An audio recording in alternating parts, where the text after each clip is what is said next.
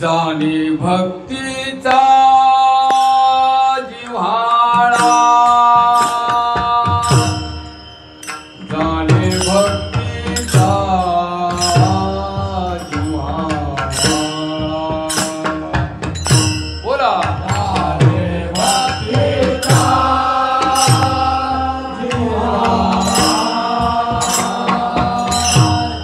जाणे भक्तीचा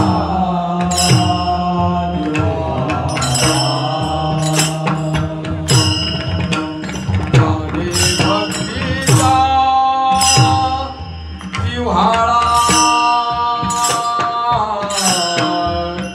जाणे भक्तीचा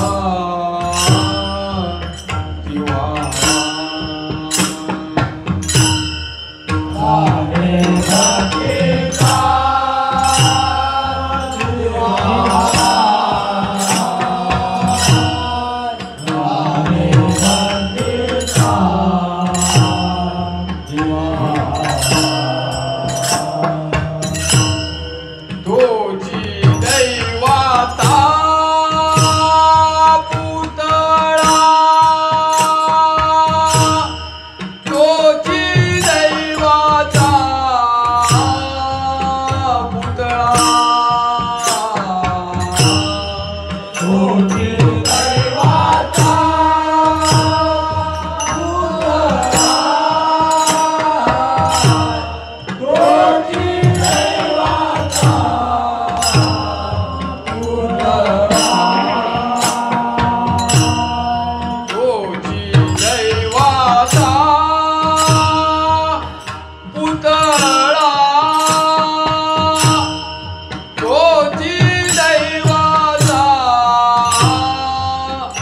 पुतळा, तोची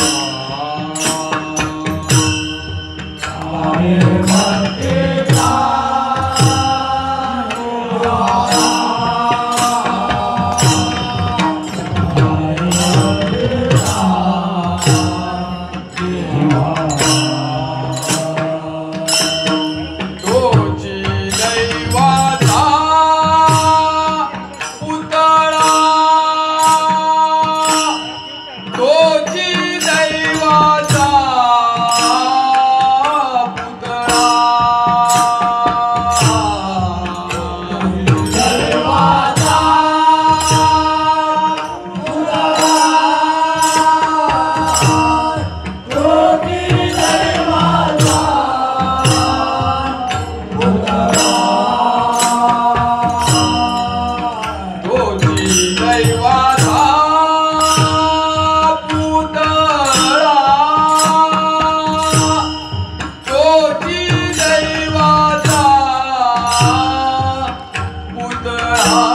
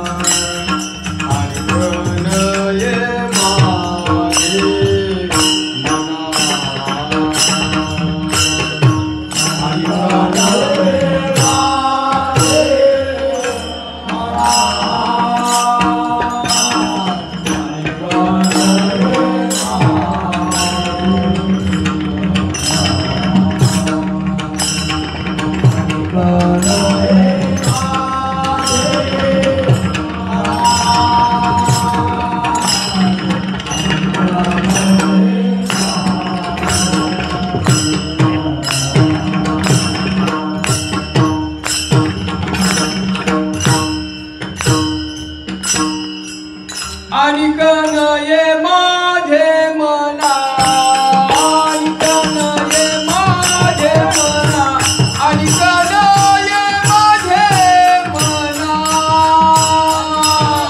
आणि कन ये माझे मना आणि कन ये माझे मना आणि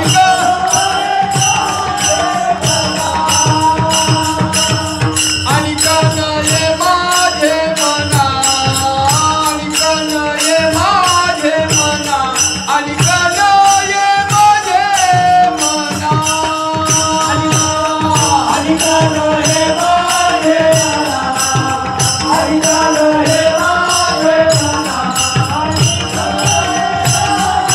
मना हो का पंडित जहाना हो का पंडित जहाना हो का पंडित जहाना हो का पंडित जहाना हो का पंडित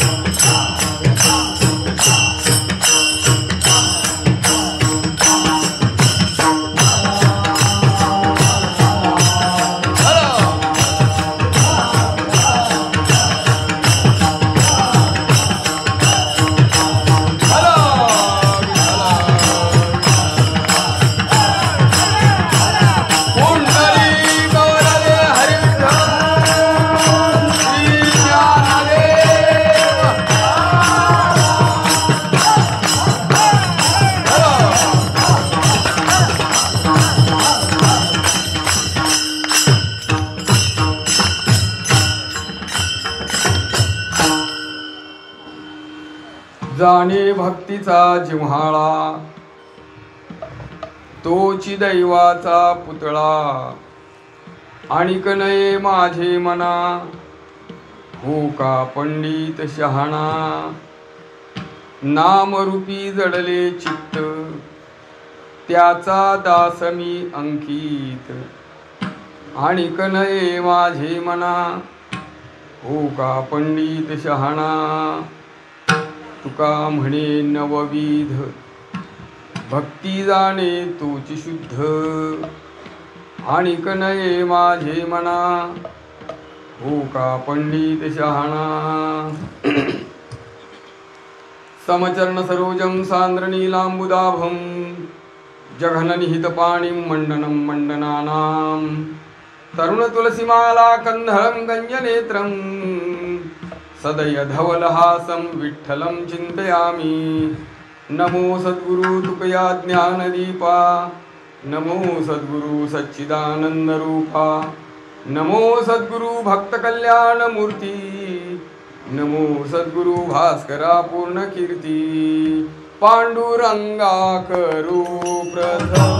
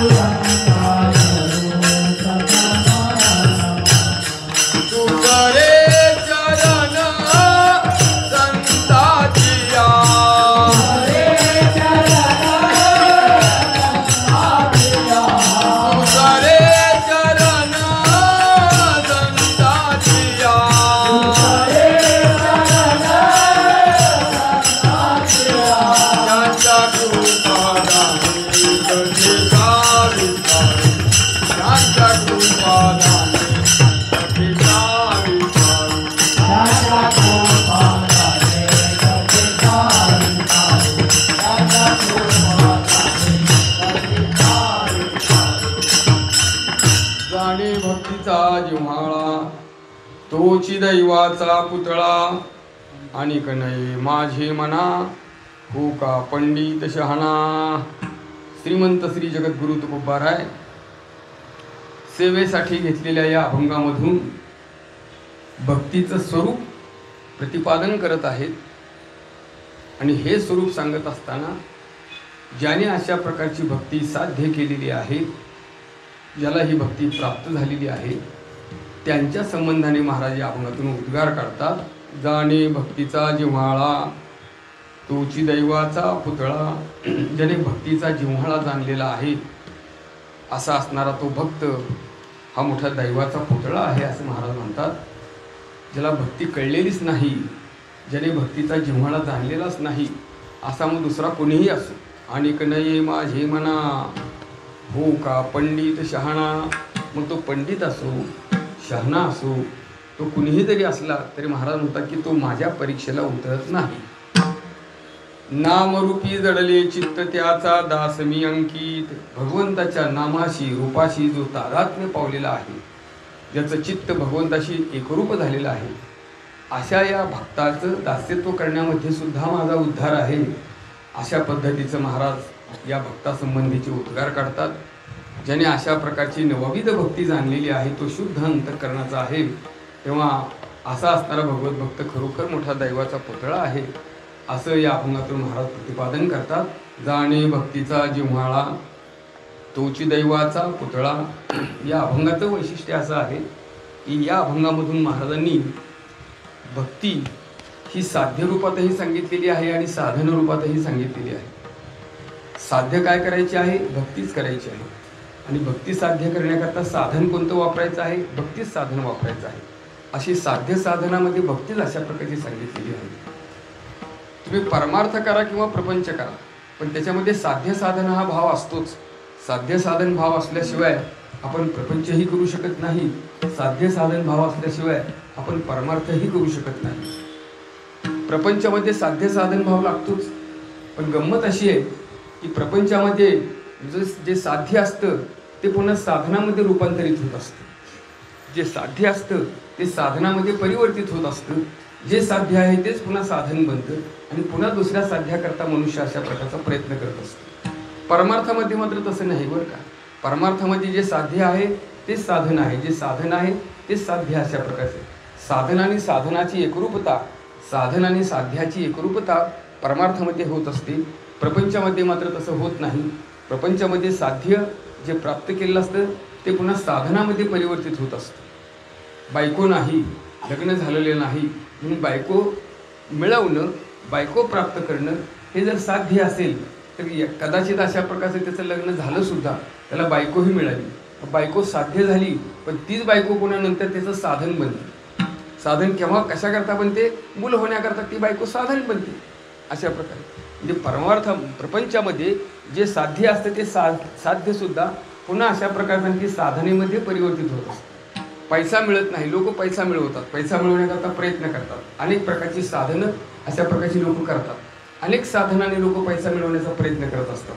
लोकांचं साध्य काय आहे? पैसा प्राप्त करणं, धनाची प्राप्ती करणं, हे लोकांचं अशा प्रकारचं साध्य आहे. मग लोक काय करतात? कुणी नोकरी करतात, कुणी व्यापार करतात, कुणी शेती करतात, कुणी आणखी काही उद्योग करतात. अशा प्रकारचे उद्योग करून जे साध्य आहे तो पैसा मिळवण्याचा प्रयत्न करतात.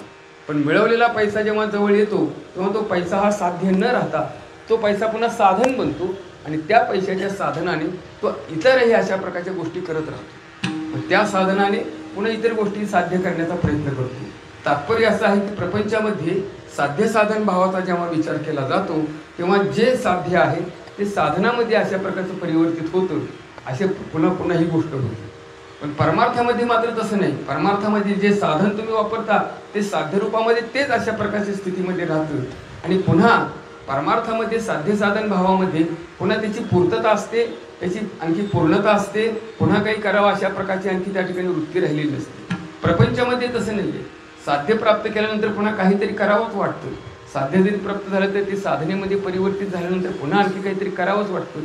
त्याच्यामध्ये पूर्णता नाही. प्रपंचामध्ये साध्य साधन भावामध्ये अशा प्रकारची पूर्णता कधीच असू शकत नाही. अगदी मरेपर्यंत नाही.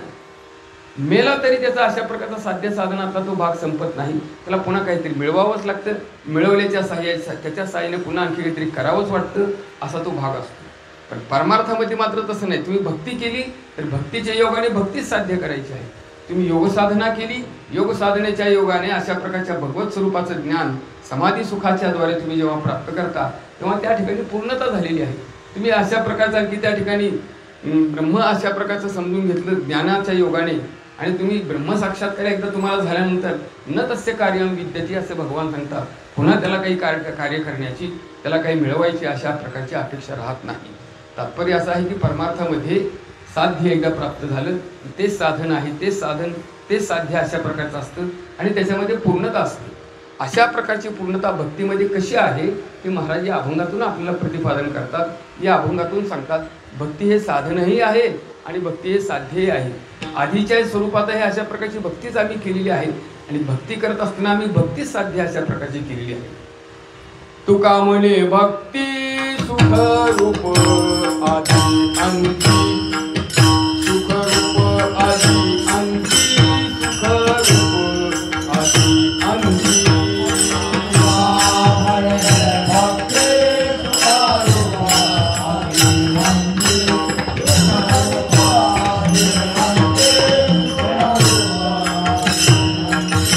तुका म्हणे भक्ती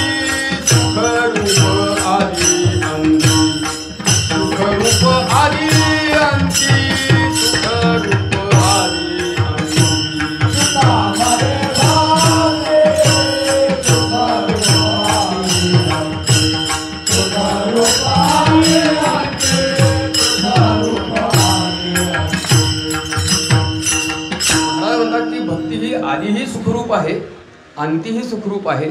साधन स्थितीमध्ये सुद्धा ती आनंददायकच आहे, साधन स्थितीमध्ये ती सुद्धा सुख देणारीच आहे. आणि साध्य अशा प्रकारच्या स्वरूपामध्ये सुद्धा त्या भक्तीचा विचार केला तर ती सुखरूपच अशा प्रकारची आहे, आनंददायक अशा प्रकारची आहे. असं त्या भक्तीचं स्वरूप महाराज या अभंगातून सांगतात.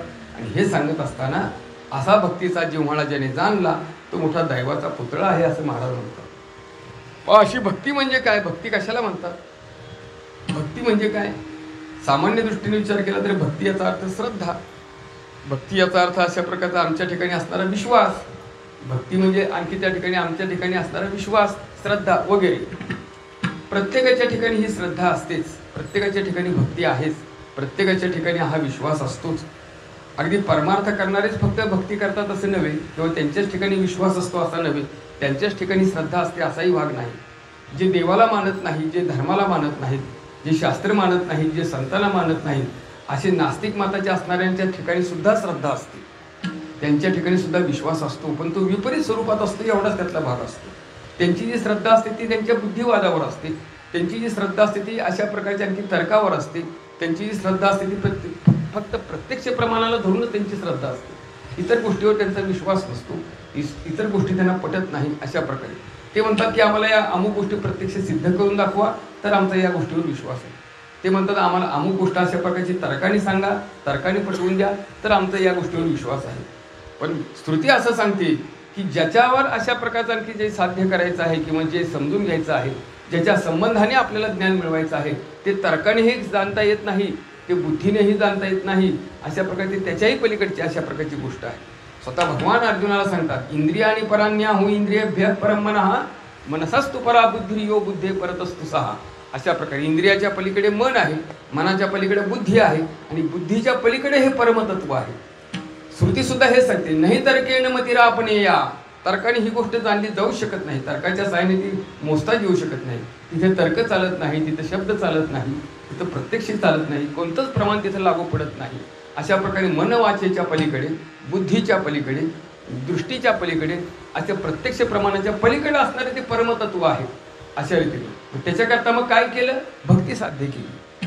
भक्तीच्या योगाने त्याला जाणण्याचा प्रयत्न केला. महाराज म्हणतात मनवाचा तिथं तुझे हे स्वरूप म्हणून या माप भक्ती केली. आम्ही भक्तीचं माप तुला लावलं आणि भक्तीच्या मापाने तुला अशा प्रकारे आणखी मोजण्याचा प्रयत्न केला.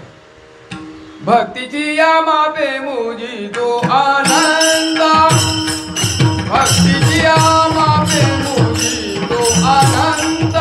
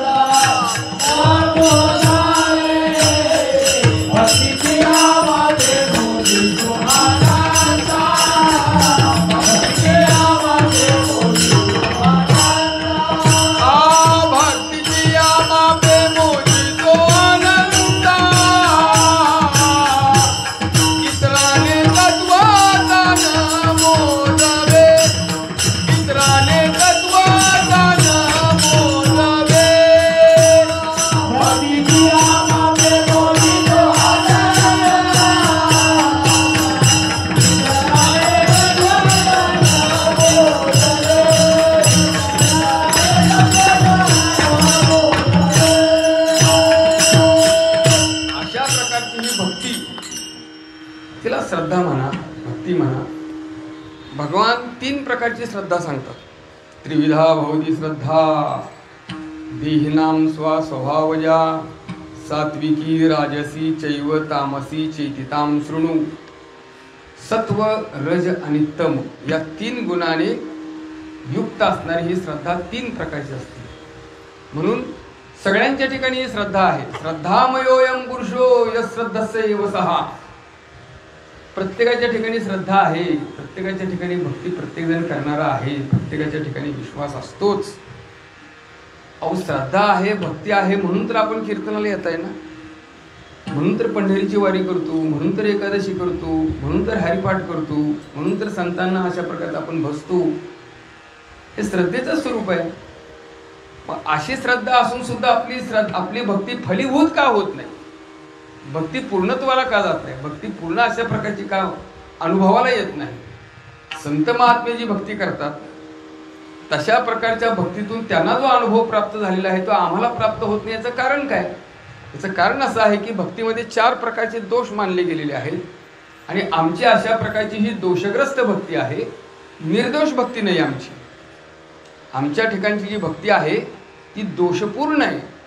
भक्तीतले 4 दोष आहेत. त्यातला पहिला दोष आहे दंभ.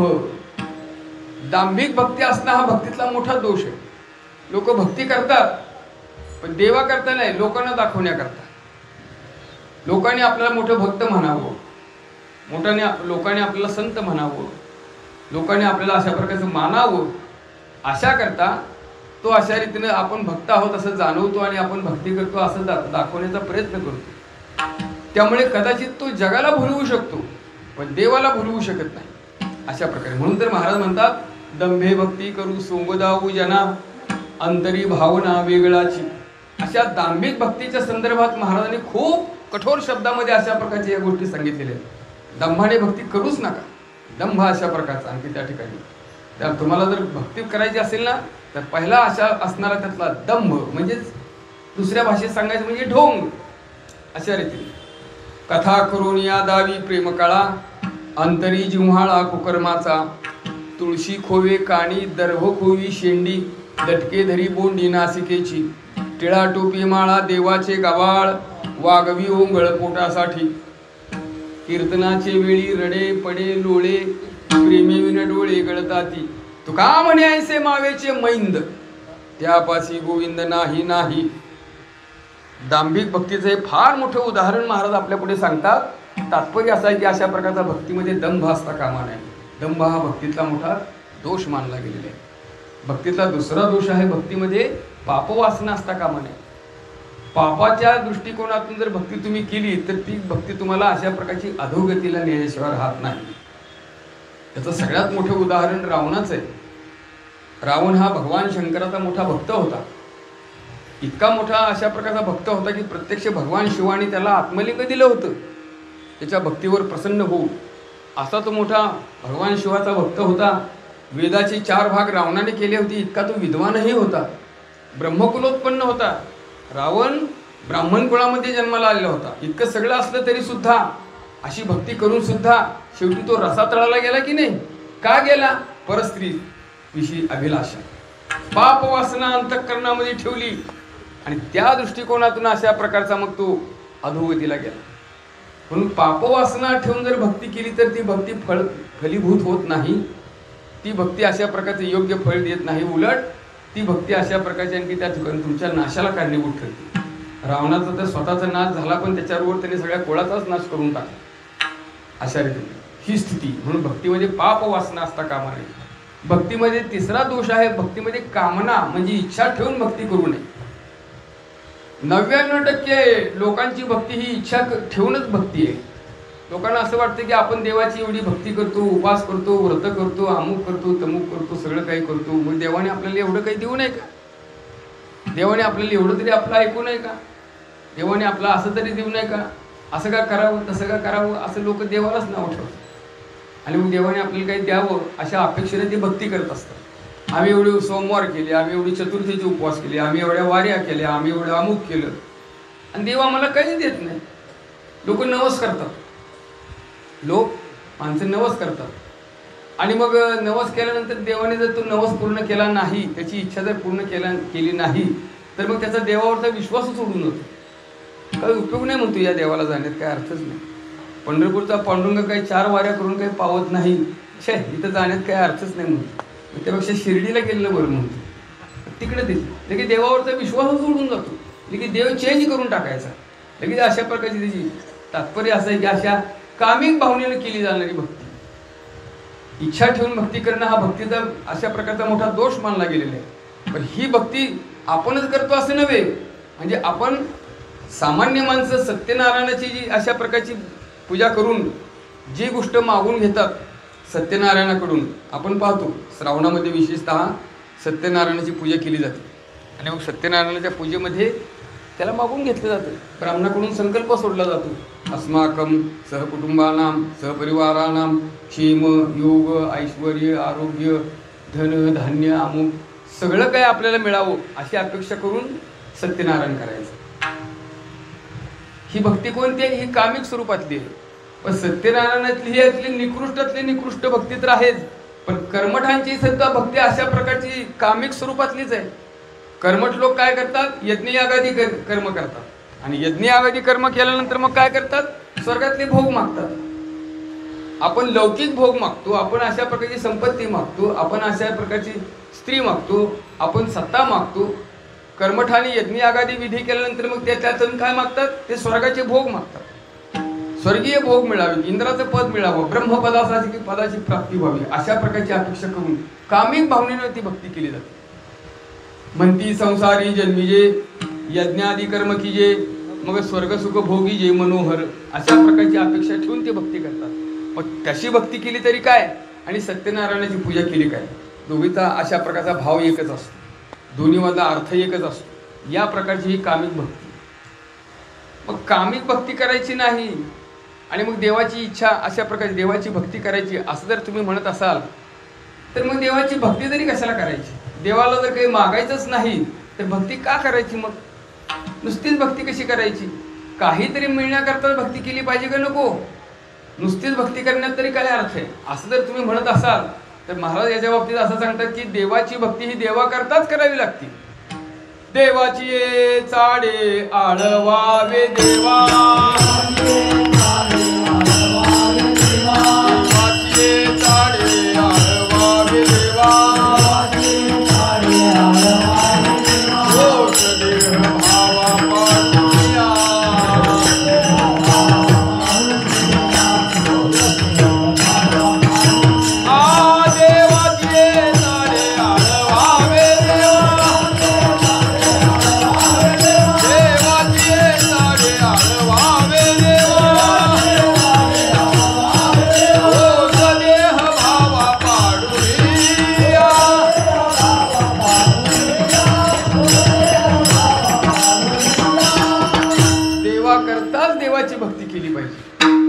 इच्छा असता कामा नये. आणि खरं सांगायचं झालं तर भगवान असं अर्जुनाला म्हणतात की देव अर्जुना खरं म्हणजे मी कोणाचं काही घेतही नाही कोणाला काही देतही नाही. अशा प्रकारे नादत्ते कस्यचित पापम न चैव सुकृतम विभुः अज्ञानेनावृतम ज्ञानंतेन मुह्यन्ति जंतवः. मी विभू अशा प्रकारचा व्यापकत्वाने मी भरलेला असल्या कारणामुळे मी कोणाचं काही घेत नाही कोणाला काही देत नाही. पण लोक अज्ञानाने मोहित झालेले असल्या कारणामुळे माझ्यावर मनुष्यपणाचे आरोप करतात आणि माझ्याकडून काही मिळण्याची अपेक्षा करतात. आपल्याला जे मिळतं आहे ते देवाकडून मिळत नसतं.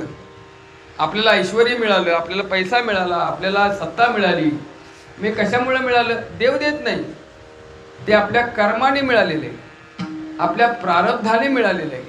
जे जे काही प्राप्त होणार आहे किंवा जे असलेलं जे जातं तेही आपल्या प्रारब्धामुळे जातं, नसलेलं जे येतं तेही आपल्या प्रारब्धामुळे येतं. म्हणून तर महाराज म्हणतात अन्नमान धन हे तो प्रारब्धाधीन, हे तो प्रारब्धाधीन, हे तो प्रारब्धाधीन.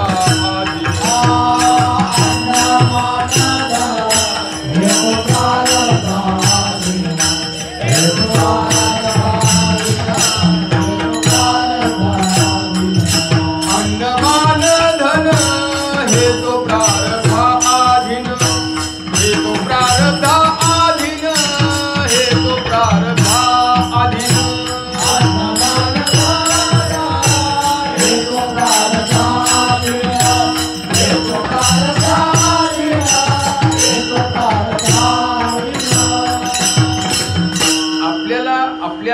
आयुष्यामध्ये जे जे काही प्राप्त होत असतं ते आपल्या प्रारब्धातल्या गोष्टी असतात, आपल्या प्रारब्धातून त्या प्राप्त होत असतात. प्रारब्धेची जोडी धन, प्रारब्धेची जोडी मान, सोस करसी वाया, भजमना पंढरी राया. हे प्रारब्धानं आपल्याला प्राप्त होतं. तुमचं जर प्रारब्ध बळकट असेल तर तुम्हाला घरी बसून प्राप्त होतं, आणि प्रारब्धातच नसेल तर तुम्हाला कधीच ते प्राप्त होऊ शकत नाही. अशा प्रकारे तुमचं भाग्य अशा प्रकारचं उदयाला आलं.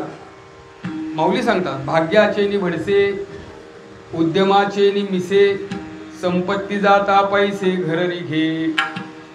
तुमचा भाग्योदय झाला तर घरी चालत लक्ष्मी येते, नको म्हणलं तरी येते.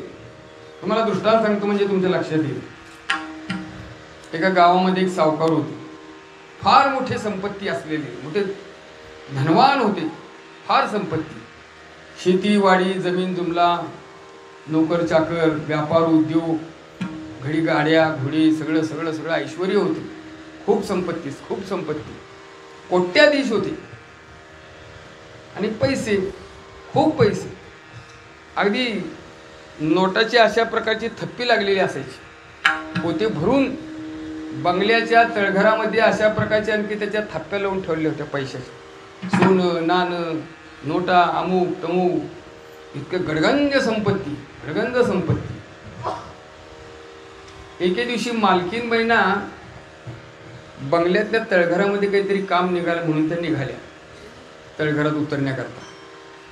आणि मग खाली तळघरात पायऱ्या उतरत उतरत त्या खाली जायला लागल्या. त्या तळघरात ते सगळे संपत्ती रचून ठेवलेली, एकावर एक अशा प्रकारच्या थप्प्या लावलेल्या, गोण्यावर गोण्या लावलेल्या, पोत्यावर पोती रचलेली. मालकीनबाई पुढे गेल्या आणि खाली उतरल्यानंतर कसं काय कोण जाणे, पण एकदम वरचं असणारं अशा प्रकारचं जवाहीर, दाग दागिने, नोटा यांनी भरलेलं एक जे पोतं होतं ते तिथून निसटलं. ते नेमकं यांच्या अंगावर पडलं. मालकीनबाईच्या अंगावर आता सोनं जरी असलं तरी तो धातूच आहे, तो जडच आहे, जडच आहे. त्यामुळे त्याच्या ओझ्यानं त्या खाली पडल्या आणि त्याचा इतका मार जोरात बसला, त्यांच्या कमरेवर मार बसला. अशा प्रकारचं त्यांना उठता येईना, हालता येईना, चालता येईना, काहीच करता येईना. त्या ओरडू लागल्या. ओरडू लागल्यावर नोकर चाकर धावत आले, कसं तरी त्यांना उचललं आणि उचलून त्यांना अशा प्रकारचं वर आणलं, डॉक्टरकडे नेलं. डॉक्टरने सांगितलं यांचं आता असेल एकतर वय झालेलं आहे, नेमकं मांडीचं हाड क्रॅक अशा प्रकारचं झालेलं आहे, त्यांना चालणं आता कठीण झालेलं आहे, तेव्हा आता त्यांना चालता येणार नाही, लवकर पुढे काही दिवसानंतर पाहू. म्हणून काहीतरी उपचार सुरू केली. एका खाटेवर पडून राहिला. त्यांना जो राग आला, काय या संपत्तीला घेऊन करायचं, म्हणजे ज्या संपत्तीनं आपल्याला अशा प्रकारचं चालतं बोलतं शरीर आपल्याला एका ठिकाणी बसायची पाळी आली, त्या पैशाला घेऊन काय करायचं. एके दिवशी त्यांना एवढा जो संताप आला, त्या संतापाच्या भरात त्या सावकाराला म्हणलं का काय करायचं, लावा म्हणले काढी या पैशाला, तुम्ही करायचं काय म्हणले. मला इथून कुठं जाता येत नाही ना, काही करता येत नाही ना, काही हे करता येत नाही, उठता येत नाही, बसता येत नाही, प्रत्येक वेळेला प्रत्येकाचा आधार घेऊनच मला सगळ्या गोष्टी कराव्या लागतात. इकडून तिकडं जायचं म्हणजे साधं बाथरूमला जायचं म्हणलं तरी कोणाला तरी धरून मला न्यावं लागतं, जेवायचं म्हणलं तरी कोणाच्या आधाराने मला जेवावं लागतं, काय तुमच्या संपत्तीला घेऊन करायचं. सावकाराने ऐकलं म्हणजे खरं आहे, म्हणजे खरं आहे, किती संपत्ती म्हणले आपल्यापाशी, किती संपत्ती, मग काय करावं, करायची तरी काय म्हणले आपल्याला एवढी संपत्ती. मग आता संपत्ती आहे खरे, पण आता मग ती घालवायची कशी. काहीतरी घटना घडली पाहिजे म्हणजे संपत्ती निघून जाईल. मग काय करावं म्हणजे आपण राजाचा अपराध करावा, गुन्हा आपण केला की मग राजा आपल्याला दंड देईल, दंड दिले की आनंदाने आपण तो दंड भरू, कितीही घेऊन जाऊ द्या. आता हा अपराध तरी कसा करावा, गुन्हा तरी कसा करावा. सावकार एका चांभाराकडे गेले. चांभाराला म्हणले, हे बघ मला एक चांगला जोडा शिवून द्यायचा, चांगला मखमली नक्षीदार, आणि एकच द्यायचा. चांभार म्हणले, एकच जोडा, दोन जोडे असतात, एकाच पायाला, एका पायाला लंगडा आहे का, ते बाकीचं विचारू नकोस, फक्त एक चांगला उत्तमपैकी भारीपैकी अशा प्रकारचा मखमल असणारा आणि त्याला चांगला नक्षीबाज असणारा हा जोडा तुम्हाला तयार करून दे, काय हरकत नाही म्हणतो. तो जोडा चांगला बनवला, उत्कृष्ट अशा प्रकारचा लाल भडक तो जोडा, आणि मग सावकार तो जोडा काखेत मारून दरबारात निघाले राजवाड्यामध्ये. दरबार भरलेला होता. सरकार सिंहासनावर बसलेली होती. प्रधानमंडळ होतं, मंत्रिमंडळ होतं, दरबारी लोक होते, अशा प्रकारे हुजरे होती, नोकर चाकर होती, अब्दागिरी धरणारे होते, अंगरक्षक होती. दरबार भरलेला होता. सगळं काही अशा प्रकारचं त्या ठिकाणी नित्याप्रमाणे काम चाललेलं होतं. याने आतमध्ये प्रवेश केला, महालामध्ये प्रवेश केला, दरबारात प्रवेश केला. द्वारातून आत गेल्याबरोबर समोर सिंहासनावर राजा बसलेला असा. राजासमोर बसलेला पाहिला तिनं राजाकडे, काखेतला जोडा घेतला. बरोबर राजाचा नेम धरून अशा प्रकारचा जोडा जोरात फेकून मारला. राजाच्या दिशेनं इतक्या वेगात जोरात तो जोडा फेकून मारला की तो जोडा गेला, तो थेट राजाच्या मस्तकावर जाऊन बसला. मुकुटावर तो जोडा जाऊन आदळला, मुकुट खाली पडला. राजाही अशा प्रकारचा थोडा सटपटला. हे पाहिल्यानंतर लोक अवाक झाली सगळे. एकदम अशा प्रकारचे रक्षक धावले. त्यांनी त्याला जेरबंदच केलं त्या सावकाराला. सगळे अशा प्रकारचे धावत पडत आले. अरे अरे अरे काय करतो हे, काय करतो, सरकारवर थेट जोडा फेकून मारला, जोडा फेकून मारला, याला देहदंड दिला पाहिजे. लगेच काढण्या लावल्या, त्याला जिकडे तिकडे अशा प्रकारचा जेरबंद करून टाकला. राजाच्या लक्षात आलं नाही याने अशा प्रकारचा आला काय दरबारामध्ये, समोर उभा काय राहिला, एकदम जोडा काय काढला, त्याने माझ्या दिशेने फेकून काय मारला, हा काय प्रकार आहे म्हणली. राजाने पाहिलं खाली वाकून, तर त्या मुकुटामध्ये एक अत्यंत विषारी अशा प्रकारची इंगळी जाऊन बसलेली होती, जहाल विष असणारी. आणि त्या जोड्याच्या आघाताने आणि तो मुकुट खाली पडल्यामुळे ती इंगळी त्या मुकुटाच्या आतल्या बाजूलाच मरून पडलेली होती. राजाने बारकाईनं पाहिलं. थांबा थांबा म्हणले, थांबा, तुम्हाला दिसलं का म्हणले. म्हणले काय. अहो या माझ्या राजमुकुटामध्ये आतल्या बाजूला एक अत्यंत विषारी असणारी ती इंगळी जाऊन बसलेली होती. ती माझ्या मस्तकावर तो मुकुट होता. काही वेळा जर मी लक्ष दिलं नसतं किंवा ते लक्षात आलं नसतं आणि जर ती इंगळीने मला डोक्याला दंश केला असता तर काही क्षणात माझा मृत्यू निश्चित झाला असता. सावकाराला कसं काय कळलं कुणास ठाऊक, पण त्याला सांगण्याला सुद्धा वेळ मिळाला नाही. त्यांनी जोडा फेकून मारला आणि माझ्या अशा प्रकारचा मुकुट खाली पडून ती इंगळी मारून टाकली. केवढा उपकार म्हणले, म्हणजे प्राण वाचवले म्हणले त्यांनी. सोडा त्याला जेरबंद काय करतात. सगळ्यांनी येऊन पाहिलं, खरंच इंगळी मरून पडली होती. खरंय म्हणले. मग आता काय म्हणले. अहो एवढं मोठं माझे प्राण वाचवणाऱ्याला तर मी काहीतरी सन्मान केला पाहिजे, त्याचा गौरव केला पाहिजे. मग काय करा, असं करा म्हणले, 10 उंट घ्या, 10 उंटावर अशा प्रकारचे मोठमोठे पेटारे भरून धन अशा प्रकारचं ठेवा, सोन्याच्या मोहरा भरा, दागदागिने भरा, हिरे मोती माणकं भरा, ते पेटारे त्या सोन्या भरून त्या उंटावर ठेवा आणि असे 10 उंट यांच्या घरी पोचता द्या यांना. अशा प्रकारचं यांचा सत्कार करा, यांचा गौरव करा. आज राजाचा प्राण वाचवलाय. ठीक आहे. मग मंत्री अशा प्रकारचे आले, 10 उंटाचा तांडा घेऊन सावकाराच्या घरी. सावकारीणबाई बसलेच होते पुढे खाट्यावर अशा प्रकारच्या करत. त्यांनी पाहिलं की अशा प्रकारचे एकामागे एक उंट यायला लागलेली आहेत. पुढं मंत्री आहेत, काही अशा प्रकारचे आणखी दिवाणजी आहेत, काही लोक आहेत. ते आले मोठ्या आदबीने मालकीनबाईला सांगू लागले, सरकारने हे पाठवले आपल्याकरता. म्हणजे काय, हे सगळं धन तुमच्याकरताच दिले. म्हणजे काय आहे, हे 10 उंटावर असणारे सगळे हे सोनं नाणं जड जवाहीर अशा प्रकारे पैसे अडकी सगळे तुमच्याकरता आहे. किती पाठवले. म्हणजे 10. कशा करता. सावकारांनी राज्य सरकारांचा प्राण वाचवलेला आहे म्हणून राज्य सरकारने काहीतरी त्यातून उतराई व्हावं म्हणून हे अशा प्रकारचं धन पाठवलेलं आहे. ती म्हातारी म्हणू लागली, सावकारीण म्हणू लागली, तुझ्या राजाला म्हणावं ह्या धनाला काडी लाव, त्याच्या पायात तर माझी अशी अवस्था झाली, जा घेऊन दे परत म्हणली. मला यातला एक सुद्धा अशा प्रकारचा कण नको म्हणले, याचा अंश सुद्धा आण नको म्हणले माझ्यापासून. तेही मंत्री अवाक झाली. अहो एवढं मोठं धन चालत घरी आलेलं, ही सरळ नाही म्हणते, घेऊन जा म्हणते. ती म्हणली, अहो पण राज्य सरकारने पाठवले, कोणीही पाठवू दे म्हणली, मला यात अजिबात काही नको म्हणली, जा घेऊन हकल ते सगळं, घेऊन जा सगळं. हातात झाला मंत्री. पुन्हा गेला राजाकडे. दरबारात गेली, खाली मान घालून उभा राहिले मंत्री महोदय. राजाने विचारलं, काय झालं, केलं का पोच सगळं सामान घरी दिलं का, सगळं अशा प्रकारचा सन्मान केला का त्यांचा. नाही केला म्हणले. का. मालकीनबाईने ते घेतलं नाही. नको म्हणल्या. नको तर म्हणल्याच, पण त्याच्याही पुढं असं म्हणू लागलं, तुमच्या राजाला काही कळतं का, हे 10 उंट कशा करता पाठवून दिले, मला त्याची काही गरज नाही म्हणल्या, घेऊन जा परत असं म्हणले. राजाने जरा डोकं खाजवलं, म्हणजे मालकीनबाई अशा म्हणल्या, सावकारीणबाई म्हणल्या 10 मिनिटं कशा करता पाठवले, असं का बरं म्हणले असतील. आणि मग राजाच्या डोक्यात प्रकाश पडला, बरोबर आहे म्हणले, सावकारीणबाईचं अगदी बरोबर आहे. काय बरोबर आहे, अहो माझे प्राण वाचवले, राजाचे प्राण वाचवले, आणि फक्त 10 उंटावरच भागवतोय मी. काय राजा आहे का भिकारी आहे, अजून 10 उंट घ्या आणि 20 उंट तिच्या घरी पाठवा.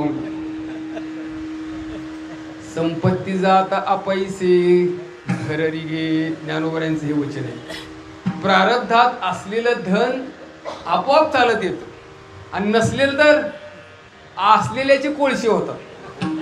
धन अभाग्या कोळसे महाराज म्हणतात. अशा प्रकारे तात्पर्य असं आहे की अशा प्रकारच्या या गोष्टी प्रारब्धाधीन असल्या कारणामुळे मनुष्याने आपल्याला देवाने काय द्यावं याच्याकरता हट्ट धरूच नाही. साधू संतांना शरण जायचं आणि म्हणायचं आम्हाला काहीतरी द्या. प्रपंचातलं मागतात, संसारातलं मागतात, विषयासंबंधातलं मागतात. असल्या गोष्टी मागच धरले माणसाने. देवाची चाडी आळवावी देवा, ओस देह भावा पाडून या. तात्पर्य असं आहे की अशा पद्धतीनं कामना असणं, इच्छा ठेवून भक्ती करणं हा भक्तीतला दोष मानला गेलेला आहे. आणि भक्तीतला चौथा दोष आहे व्यभिचारी भाव. व्यभिचारी भाव याचा अर्थ असा की एकामध्ये सगळे देव अंतर्भूत आहेत, एकामध्ये सगळ्या देवाची रूपं आहेत. अशा एकविध भावाने भक्ती करणं याला अव्यभिचारी भावाची भक्ती म्हणतात. नाहीतर आम्हाला हाही देव पाहिजे, तोही देव पाहिजे, तीही देवी पाहिजे, हीही देवी पाहिजे, अशा अनेक देवदेवता करणाऱ्यांच्या ठिकाणी हा भाव सिद्ध होत नाही, ही भक्ती सिद्ध होत नाही. एक अशा प्रकारची एकविध भावाने भक्ती केली पाहिजे. महाराजांनी त्याच्याकरता अशा प्रकारचं दृष्टांत दिलेलं आहे की पतिव्रता स्त्री जशी आपल्या पतीशिवाय अन्य कुणाचा विचार जसा मनात आणत नाही, त्याप्रमाणे आम्ही एका पंढरी रायाशिवाय दुसरा कुठलाच आम्हाला देव अशा प्रकारचा आम्हाला आणखी त्या ठिकाणी आम्ही जाणत नाही. त्याच्यामध्ये सगळे देव आहेत, आमचा देव तरी हाच आणि आमची देवी तरी हीच.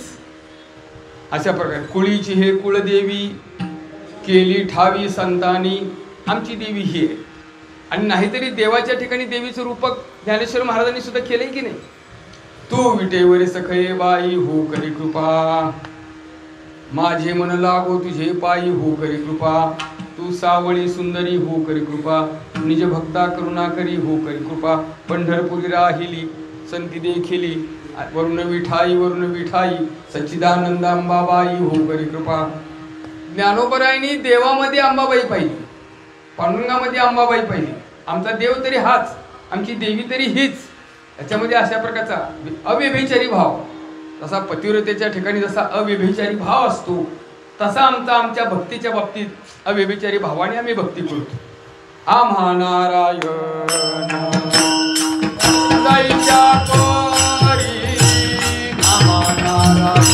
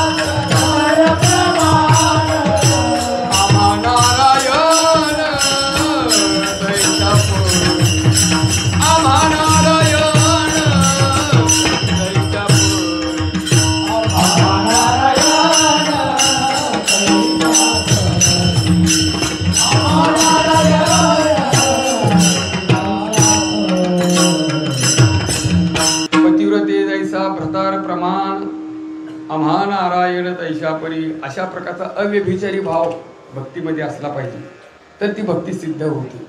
असे 4 दोष विरहित भक्ती असणं म्हणजे ती निर्दोष स्वरूपाची भक्ती आहे. म्हणून भक्तीमध्ये दंभ असता कामा नये, भक्तीमध्ये पापवासना असता कामा नये, भक्तीमध्ये कामना असता कामा नये आणि भक्तीमध्ये व्यभिचारी भाव असता कामा नये. सगळ्या साधू संतांनी एका पंढरी राया वाचून दुसरं कुठलं कोणाला मान्यच केलं नाही.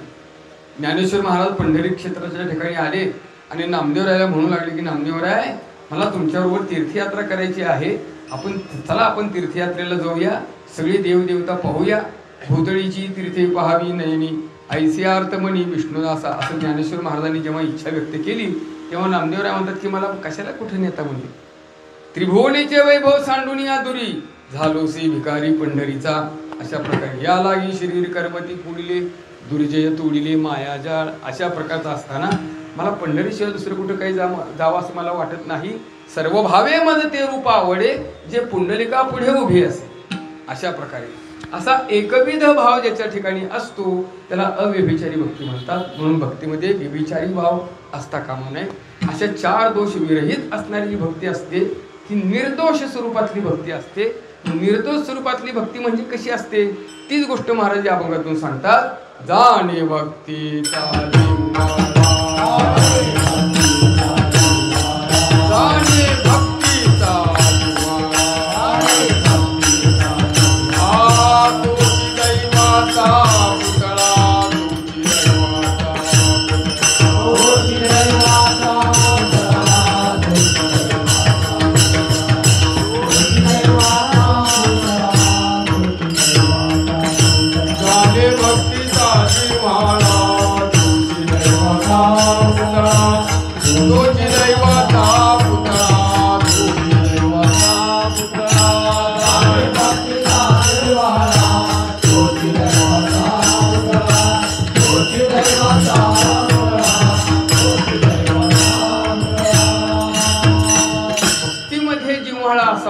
काय असावं, भक्तीतल्या जिव्हाळ्याचं नेमकं स्वरूप काय आहे हे महाराज यथार्थपणाने या अभंगामध्ये सांगतात. आणि अशा जिव्हाळ्याची भक्ती ज्यांनी जाणलेली आहे त्यांच्या संबंधाने उद्गार करतात. अशी जर भक्ती कोण जाणत नसेल तर तो कुणीही असला तरी माझ्या मनाला येत नाही. मग हा भक्तीतला जिव्हाळा काय आहे, हा जिव्हाळा शब्द महाराज काय या ठिकाणी अशा प्रकारचं सांगतात, याच्याबद्दलचे काय वर्म या शब्दामध्ये आहे याचा विचार आपण नंतर करूया.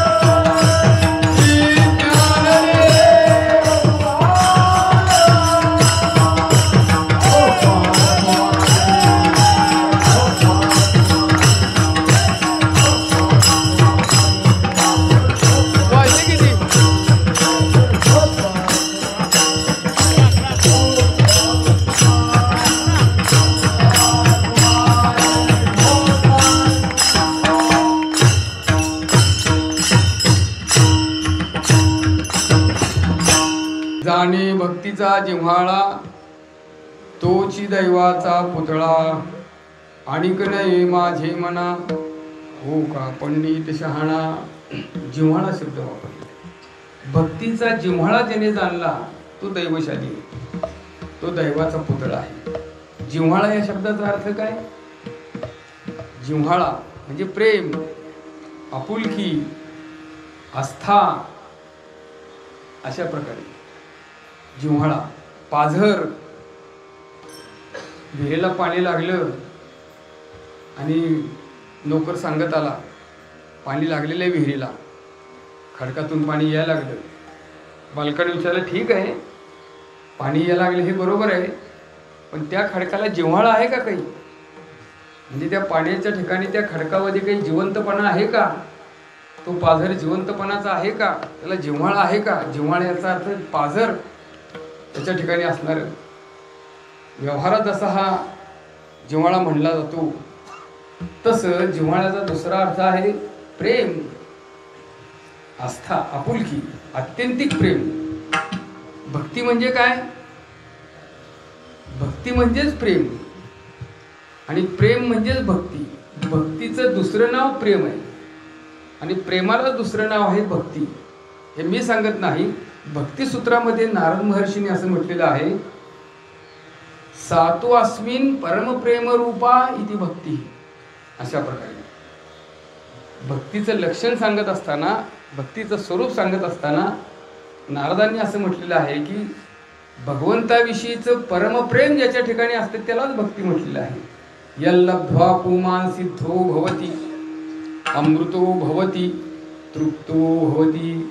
अशा प्रकारे ज्याच्या प्राप्तीमध्ये सिद्ध अवस्था प्राप्त होते, तृप्तीचा अनुभव येतो, अमृतत्व अशा प्रकारचं प्राप्त होतं, असं ज्याच्यामध्ये प्रेम आहे, असं प्रेम असणं हे भक्तीचं खरं स्वरूप आहे. प्रेमाचे अनेक प्रकार आहेत. प्रेमाचे प्रकार अनेक आहेत. प्रापंचिक दृष्टिकोनातून, वैषयिक दृष्टिकोनातून जे प्रेम सामान्यतः लोक जे मानतात ते विषयाच्या संबंधातलं प्रेम आहे. फार झालं तर स्वतःच्या शरीरासंबंधातलं प्रेम आहे. पण या प्रेमाला अंत आहे, शेवट आहे, दुःख देणारं हे प्रेम आहे. परिणामी या प्रेमातून विरह आहे, या प्रेमातून ताटातूट आहे. हे प्रेम वेगळी स्वरूपातलं प्रेम आहे. पण भक्तिशास्त्रामध्ये सांगितलेले जे प्रेम आहे त्या प्रेमाच्या योगाने अखंड अशा प्रकारच्या आनंदाची प्राप्ती होत राहते, सुखाची प्राप्ती होते. असं ते खरं प्रेमाचं स्वरूप आहे. प्रेमाचं खरं स्वरूप त्याच्यामध्ये. म्हणून भक्तीमध्ये हे प्रेम ज्ञानामध्ये नाही आहे, हे प्रेम योगामध्ये नाही, हे प्रेम शहाणपणामध्ये नाही. तुम्ही बाकीच्या ज्ञानाच्या वगैरे किती जरी गोष्टी केल्या तरी प्रेमाशिवाय अशा प्रकारची भक्ती सिद्धच होत नाही. आणि याच्याही पुढे सांगू का, ज्ञान सुद्धा प्रेमाशिवाय प्राप्त होत नाही. श्रद्धेशिवाय ज्ञान प्राप्त होत नाही, भक्तीशिवाय ज्ञान प्राप्त होत नाही, असं स्वतः भगवान सांगतात. श्रद्धावान लभते ज्ञानम. अशा प्रकारे जो श्रद्धाशील असतो, ज्याच्या ठिकाणी भक्ती आहे, ज्याच्या ठिकाणी प्रेम आहे, त्याच्याबद्दल ज्याच्या ठिकाणी आस्था आहे, त्यालाच ते ज्ञानही प्राप्त होतं. म्हणून ज्ञानाच्या आधी भक्ती आहे, ज्ञानाच्या आधी भक्ती आहे. भक्तीशिवाय ज्ञान नाही. ज्ञानाशिवाय भक्ती असू शकते, भक्तीशिवाय ज्ञान असूच शकत नाही. आधी भक्तीच आहे, पुढे भक्तीने धरले हाती, मागे ज्ञान वैराग्य धर्म इथे पुष्कळ अशा प्रकारचे प्रमाण सांगता येतील. तात्पर्य असं की असं प्रेमास्पदता त्याच्या ठिकाणी आहे. हे प्रेम कसं पाहिजे, नारदांनी याच्याकरता उदाहरण दिलेलं आहे की ज्याचं विस्मरण झाल्यानंतर अत्यंत व्याकुळता निर्माण होते ते खरं प्रेम आहे. तत् विस्मरणात परम व्याकुलतेती यथा ब्रज गोपिका नाम. उदाहरण दिलेलं आहे. वृंदावनामधल्या गोपिकांचं भगवंताविषयीचं अत्यंतिक प्रेम जसं आहे त्या प्रेमालाच भक्ती म्हटलेलं आहे. हे खरं प्रेम आहे. म्हणून तर नाथ महाराज म्हणतात भक्तीचं स्वरूप जाणण्याकरता प्रेम पाहिजे आहे. म्हणून देवाला मागितलं ते प्रेम मागितलं. प्रेम सुख देई,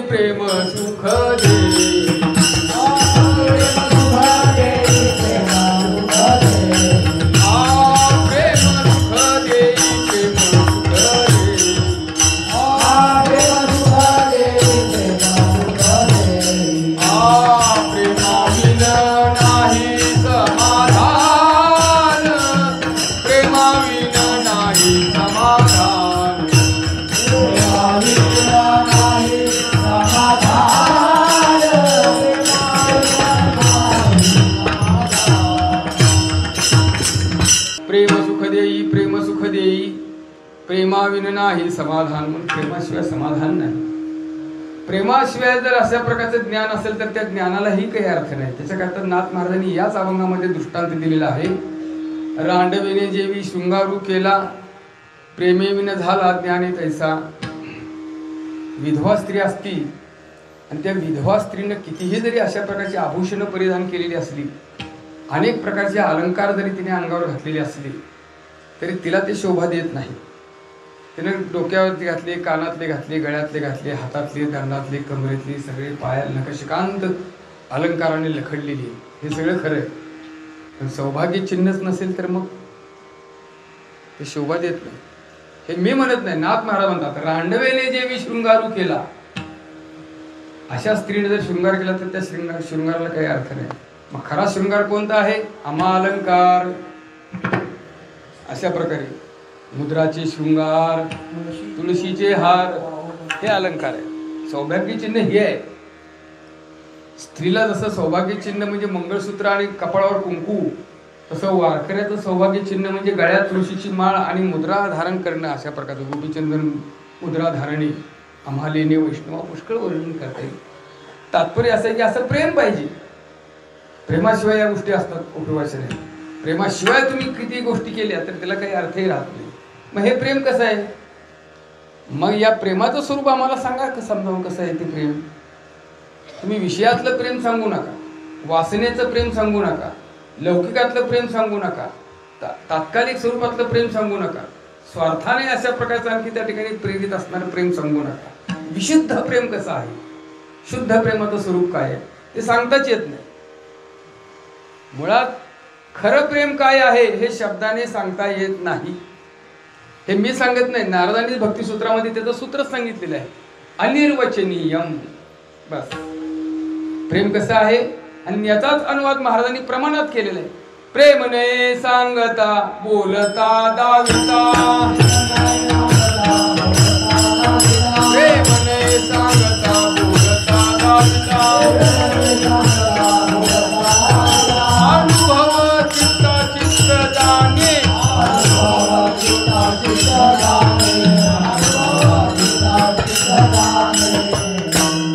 प्रेम कसं आहे आम्हाला सांगा. नाही सांगता येत. दाखवा, नाही दाखवता येत. बोला, नाही बोलता येत. त्याचं स्वरूप अनिर्वाच्य. मग कसं कळणार आम्हाला? कळतं ना, अनुभव चित्ता चित्त जाणे. त्याला शब्दाचं कारणच नाही. त्यानं पाहिलं, तिनं पाहिलं, संपलं.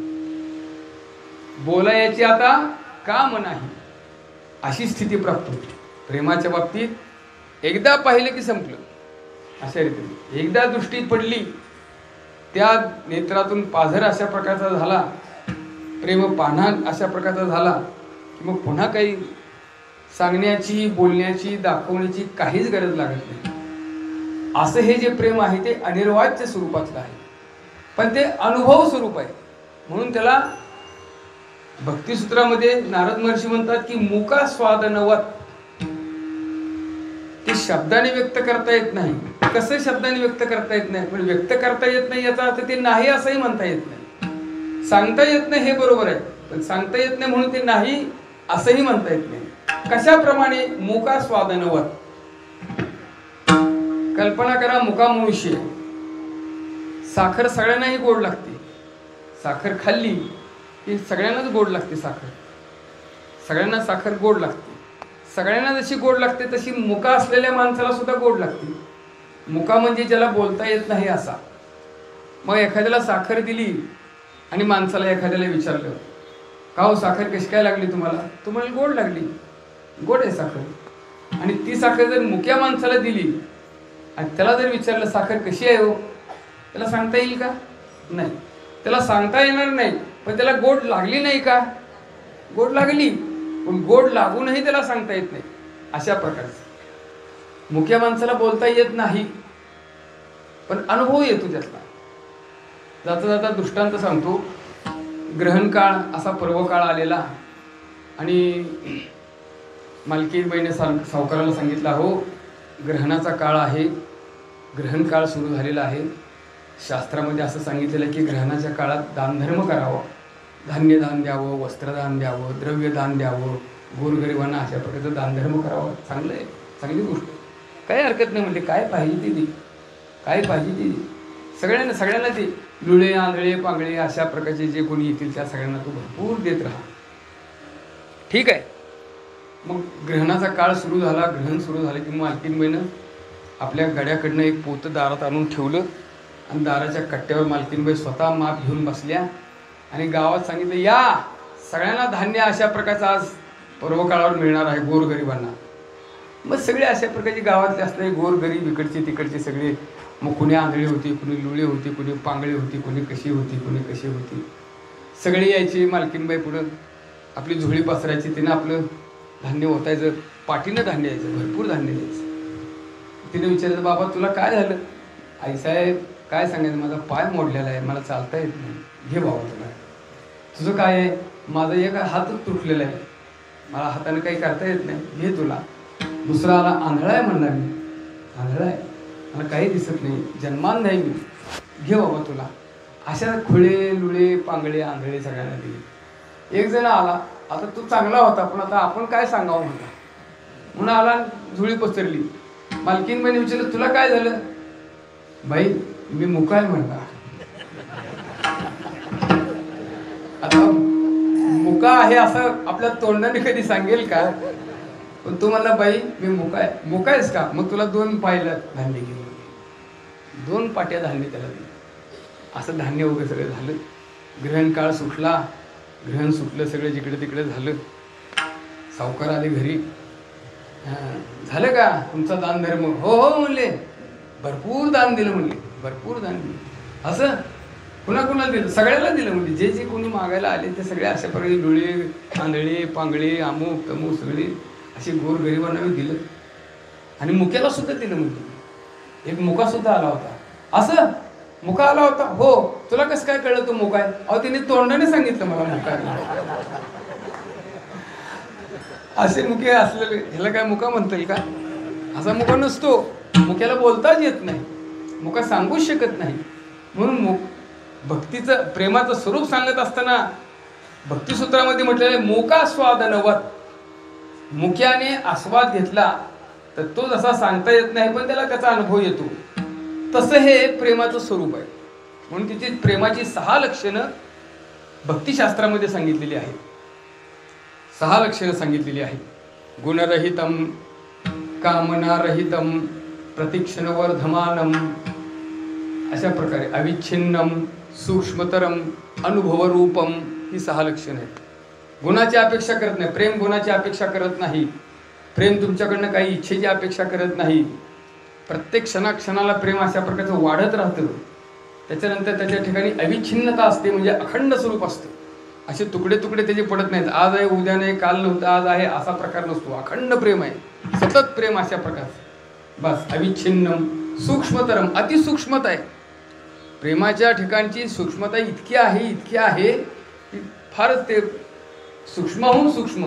आणि सगळ्यात महत्त्वाची गोष्ट अनुभवरूपम, अनुभव स्वरूप असणार अशा प्रकारचं प्रेम आहे. असं प्रेम ज्याने जाणलं त्याने भक्तीचा जिव्हाळा जाणला. म्हणून ही जिव्हाळ्याची भक्ती ज्याने जाणली त्याला महाराज म्हणतात, तुमची दैवाचा पुतळा. मग असं जिव्हाळ्याची भक्ती ज्याला कळली नाही, मग असा तो शहाणा असेल, तो ज्ञानी असेल, तो पंडित असेल, तो कुणीही असला तरी तो माझ्या कसोटीला उतरत नाही. महाराज म्हणतात, तो कमी असून कसाही असो. आम्ही पंडित कुणाला म्हणतो? पंडित तोची भला, नित्य भजे जो विठ्ठला, नित्य भजे जो विठ्ठला, नित्य भजे जो विठ्ठला.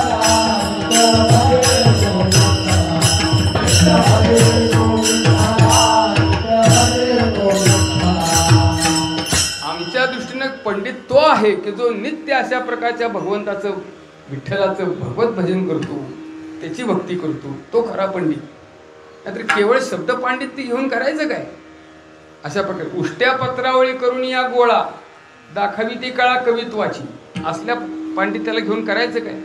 अशा प्रकारे तैसे शब्दज्ञानी करीती चावटी, ज्ञानपोटासाठी विकून या. हा चावटपणा करतात केवळ ज्ञानपोटासाठी. काही अशा प्रकारचं काही नाही, ते नाहीच त्यांच्या ठिकाणी. मग असले केवळ शब्दज्ञानाला घेऊन करायचं काय? पण शब्दज्ञानाने तरी काय प्राप्त होणार आहे आणि काय अशा प्रकारचा उद्धार होणार आहे?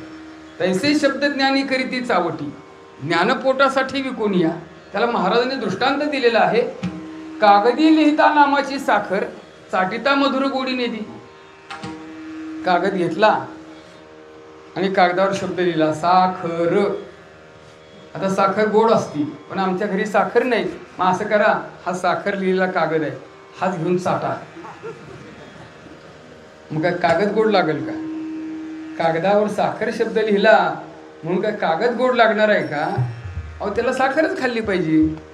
तसं शब्दज्ञानाने काही उपयोग नाही, काही उपयोग नाही.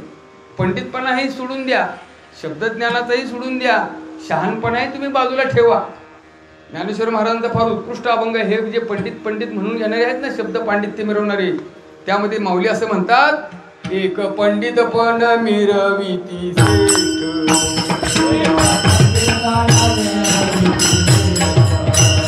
ज्ञान विकोणी भरिता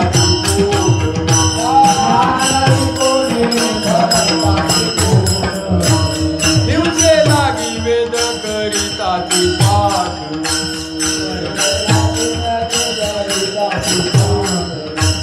चौरीच्या 84 लक्ष जीवा आटगा. यात्रा भरली यात्रा भरली 84 लक्ष भोगत ते आटगा. यात्रा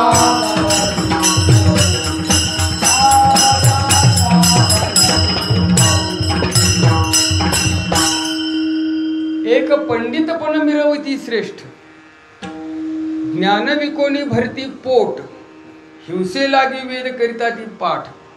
84 लक्ष जीवा आटगा, यात्रा भरली जनी, देवा विन्मुख प्राणी, विषयाची दाटणी भ्रांती आणणारे. पुष्कळ माऊलीचा मोठा अभंग आहे.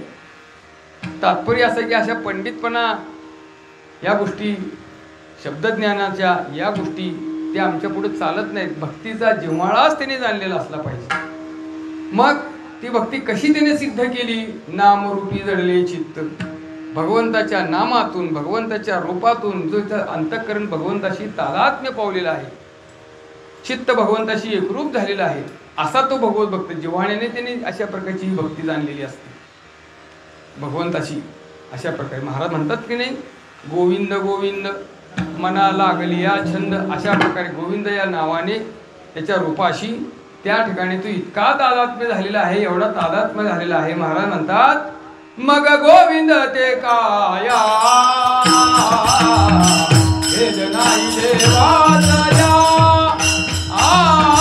भेद नाही देवातया, भेद नाही देवातया.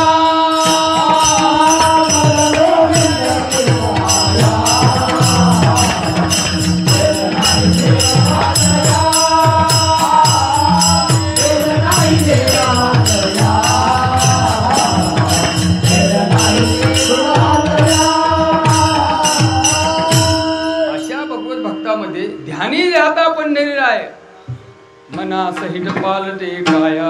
अशी अवस्था अशा महात्म्यांची झालेली असते. त्याने खऱ्या भक्तीचा जिव्हाळा जाणलेला असतो आणि अशा भगवत भक्ताचं दास्यत्व करण्यामध्ये आपला उद्धार आहे असं महाराज म्हणतात. त्याचा दास मी अंकित. अशा भगवत भक्ताचं आपण दास जरी झालो तरी सुद्धा आपला उद्धार होऊ शकतो. त्यांची सेवा करण्यामध्ये, संतांची अशा महात्म्यांची सेवा करण्यामध्ये आपला उद्धार आहे, आपला उद्धार आहे.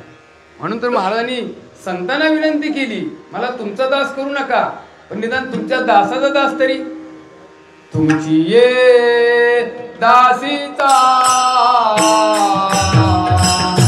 दास करून देवा, तुमची ये दासीचा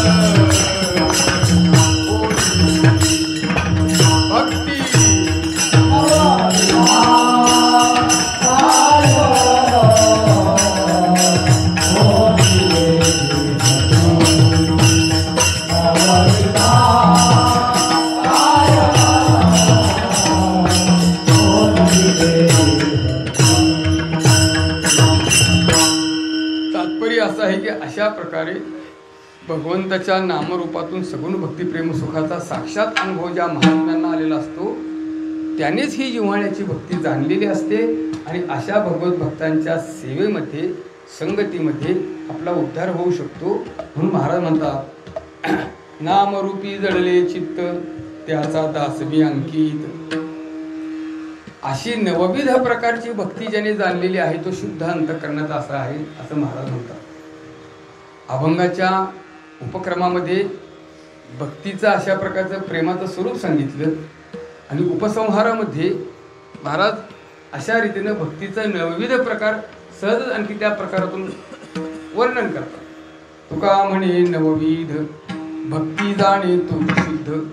नवविध प्रकारची भक्ती भागवतामध्ये 9 प्रकारच्या भक्तीचं स्वरूप सांगितलेलं आहे. श्रवणम कीर्तनम विष्णू स्मरणम पादसेवनम अर्चनम वंदनम दास्यम सख्यम आत्मनिवेदनम. नवविध भक्ती 9 प्रकारची भक्ती. श्रवण ऐकत राहणं, भगवंताचं गुणगान कथा ऐकणं. कीर्तन त्याचं गुणगान करणं, नामचिंतन करणं.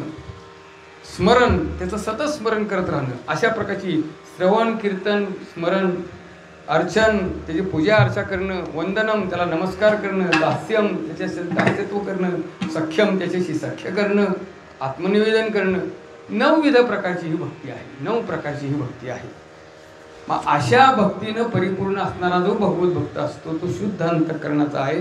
महाराज म्हणतात तुका म्हणे नवविध भक्ती जाणी तोची शुद्ध. याच्याशिवाय दुसरा कुणीही असो मग आणिक नये माझे मना हो का पंडित शहाणा. जर तुम्ही शहाणे असाल, जर तुम्ही पंडित असाल, जर तुम्ही चतुर असाल, जर तुम्ही जाणते असाल तर सगळ्यांना मिळून ज्ञानेश्वर महाराजांनी एकच विनंती केली. गाते श्रोते आणि पाहते गाते आणि पाहते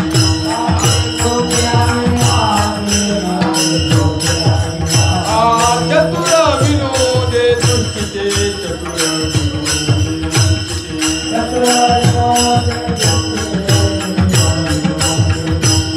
सोहम भावी पूर्ण ज्ञाते सोहम भावी पूर्ण या सकळा देवी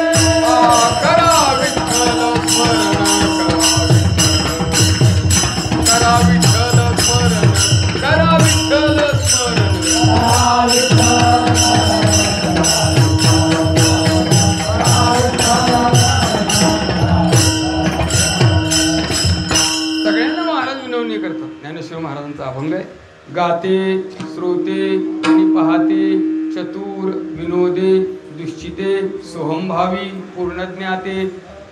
या सगळ्यांना विनोदी करतात. काय करा विठ्ठल स्मरण नामरूपी अनुसंधान. भगवत स्मरण करा म्हणजे भक्ती करा. भज भजती हा जो संस्कृत धातूतला शब्द आहे त्याच्यातून भक्ती करणं हाच त्याचा अर्थ आहे. भक्ती करणं म्हणजे भजन करणं. भक्ती करणं म्हणजे नामचिंतन घेणं. भक्ती करणं म्हणजे त्याच्याशी प्रेम अशा प्रकारचं अर्पण करणं. अशा पद्धतीनं भक्तीचं स्वरूप महाराज अभंगातून प्रगट करतात आणि सांगतात जाणे भक्तीचा जिव्हाळा तुमची दैवाचा पुतळा आणि कनये माझे मना हो का पंडित शहाणा ज्ञानेश्वर माऊली ज्ञानराज माऊली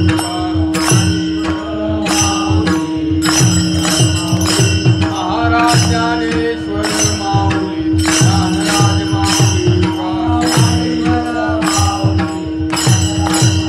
जय जय ज्ञानेश्वर माऊली ज्ञानराज माऊली महाराज ज्ञानेश्वर माऊली